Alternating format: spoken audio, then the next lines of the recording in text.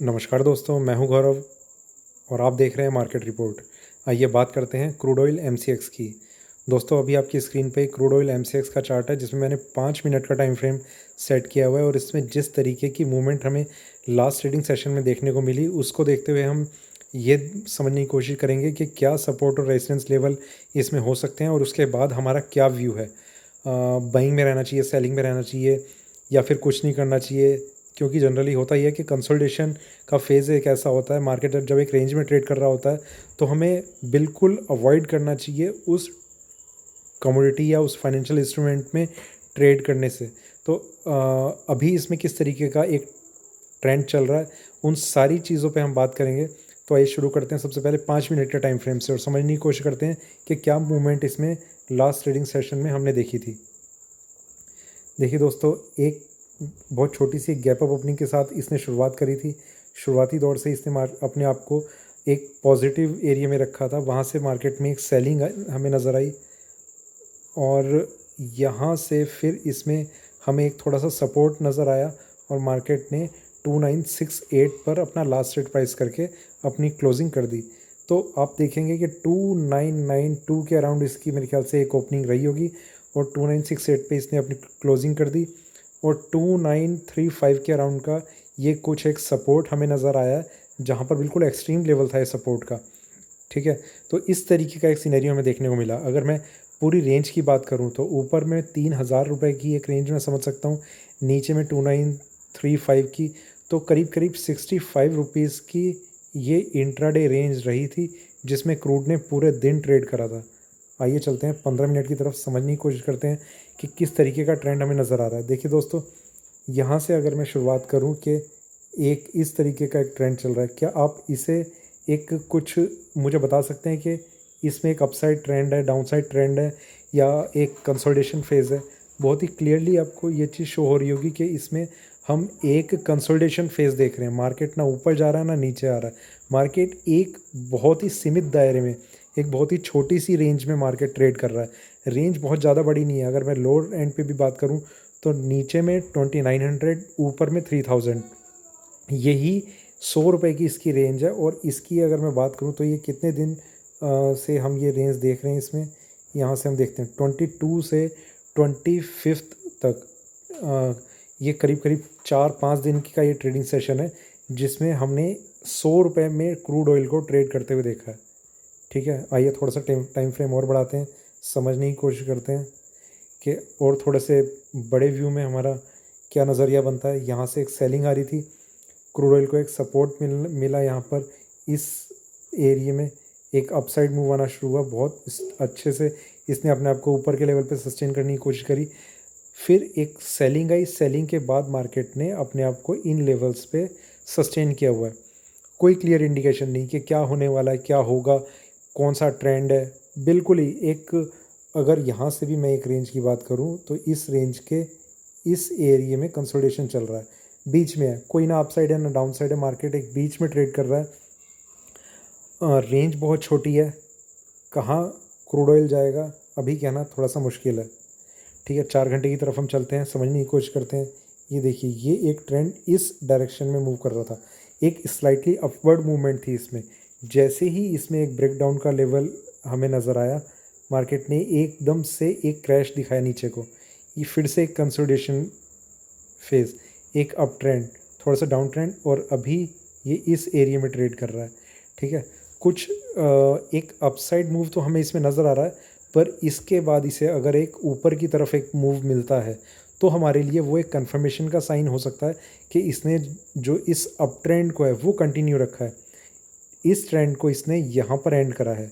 ठीक है, 4 घंटे के टाइम फ्रेम पे हमारा व्यू जो है थोड़ा सा क्लियर हो रहा है। 15 मिनट 1 घंटे तक कोई बहुत ज़्यादा क्लियर नहीं था। आइए डेली चार्ट की तरफ चलते हैं, हो सकता है कि और हमें बहुत क्लियर कट एक व्यू मिलने की संभावना हो। देखिए, पेंडेमिक के टाइम एक इस तरीके से एक करेक्शन आया था, बहुत नीचे तक के लेवल हमें देखने को मिले थे। उसके बाद से मार्केट में ये जून से, मिड जून से लेकर सितंबर एंड तक, ठीक है, मार्केट एक इतनी छोटी सी रेंज में ट्रेड करता रहा था। कोई मूवमेंट नहीं थी, ना ऊपर जाने के लिए ना नीचे जाने के लिए। नीचे जाता बहुत छोटी सी रेंज में, मतलब इतनी कम ट्रेडिंग इसमें होने लग गई थी कि जो इंट्राडे ट्रेडर्स हैं उसने इसे अवॉइड करना शुरू कर दिया था कि, और उसका मैं आपको एक बहुत बड़ा रीज़न भी बताता हूँ। All over the world exchanges ने इस पर मार्जिन बहुत हाई कर दिया था। इंडिया में जो इसकी जितनी वैल्यू है, मतलब हम ये समझ सकते हैं कि अगर 3,000 पे चल रहा है तो 3 लाख रुपए की एक क्रूड ऑयल की वैल्यू है, तो प्लस 1 लाख रुपए और मार्जिन चार्ज करा जाता था, मतलब 4 लाख रुपए आपको क्रूड ऑयल में ट्रेड करने के लिए चाहिए। वो एक बहुत बड़ा रीज़न था कि जो इंट्राडे ट्रेडर्स थे उन्होंने इसमें से निकलना शुरू कर दिया, दूसरी कमोडिटीज़ में ट्रेड करना शुरू कर दिया। तो वो कहीं ना कहीं इसके वॉल्यूम में एक कमी आनी शुरू हो गई थी उस वजह से।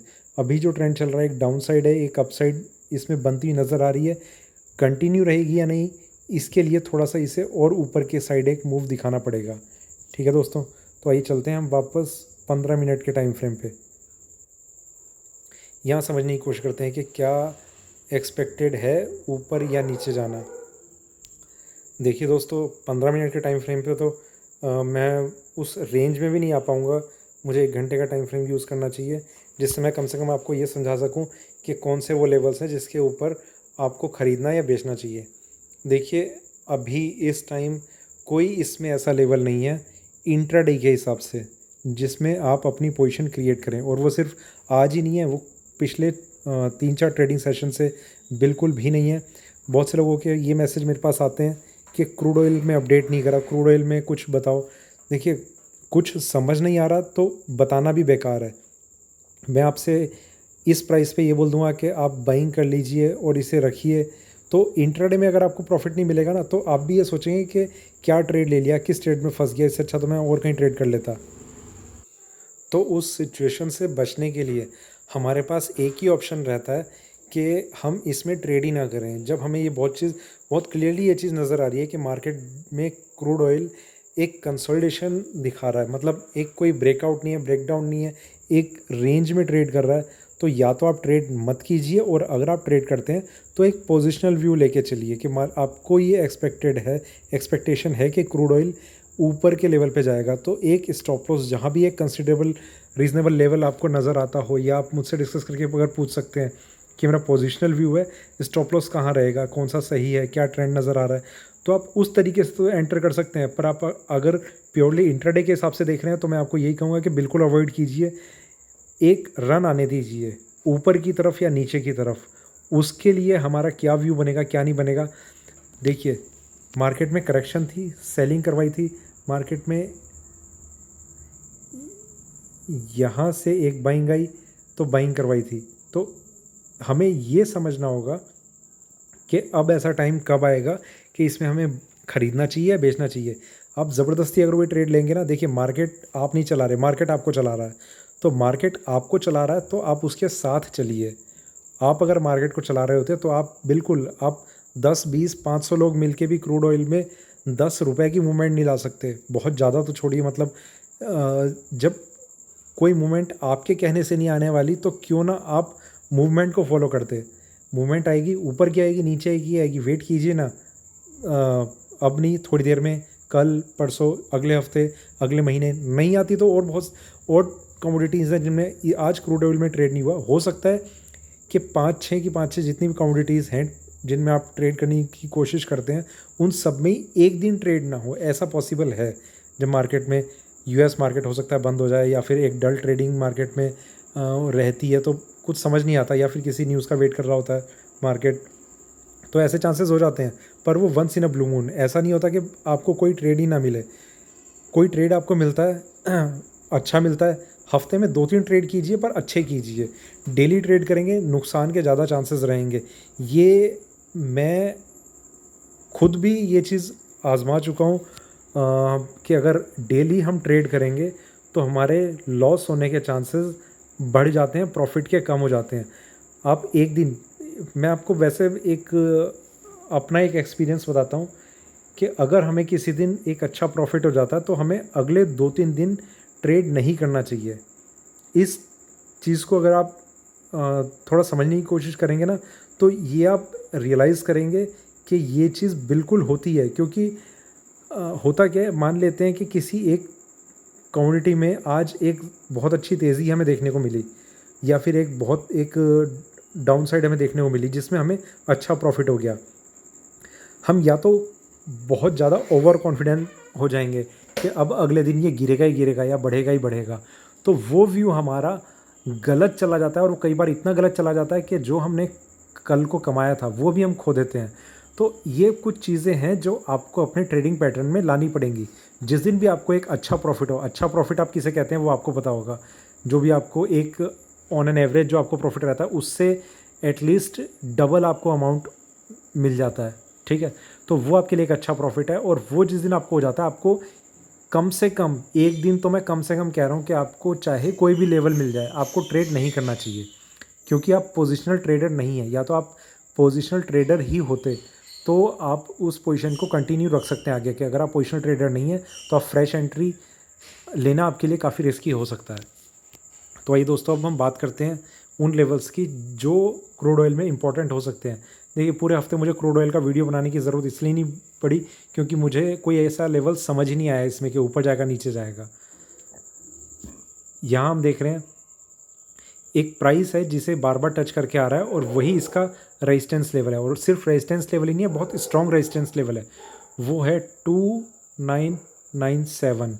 इसके ऊपर जब ये होल्ड कर देगा, मतलब हम 3000 का एक मोटा मोटा लेवल समझ लेते हैं, 3000 के ऊपर जब ये अपने आप को होल्ड कर लेगा, सस्टेन कर लेगा, तो चांसेस ये बन जाएंगे कि इसमें एक अच्छी तेज़ी आ सकती है। तो उस पर हमारी एक नज़र रहेगी। उससे अगला जो एक मेजर ब्रेकआउट लेवल मैं उसे कहूँगा वो है 3133। इस प्राइस के ऊपर भी अगर क्रूड ऑयल आ जाएगा, मतलब यहाँ से करीब करीब 130 पॉइंट और ऊपर, तो आप ये देखेंगे कि क्रूड ऑयल जो है वो करीब करीब 4000 रुपये के लेवल भी हमें आने वाले टाइम में दिखा सकता है, प्रोवाइडेड कि ये इसके ऊपर क्लोजिंग भी कर दे 3133 के ऊपर। वो एक ज़्यादा ज़रूरी हमारे लिए एक इम्पॉर्टेंट साइन होगा एक बुल रन को स्टार्ट करने के लिए, ठीक है। डाउन साइड में मैंने ये लेवल तो आपको बहुत पहले बताया था, एग्जैक्ट यही लेवल है, ये जहाँ से इसका ये टर्न आया ना वही इसका लेवल है 2833। ये इसका प्राइस है, जिसके नीचे अगर ये ब्रेक कर देता है तो चांसेस हैं कि फिर ये वाला लो भी ब्रेक कर देगा। तो 2833 के ऊपर जब तक है, एक पॉजिटिव साइन हमें मिल सकते हैं। अपने रेजिस्टेंस के बिल्कुल पास है, तो चांसेस ये हैं कि जो ट्रेंड है वो ऊपर की तरफ ज़्यादा हमें लग रहा है as compare to the down side. We are in favour of the up trend अभी, मतलब जिस तरीके का सिनेरियो है। तो कुछ ज़्यादा और इसमें बताने के लिए नहीं है, यही 3 लेवल्स हैं जो आपको अभी ध्यान में रखने चाहिए।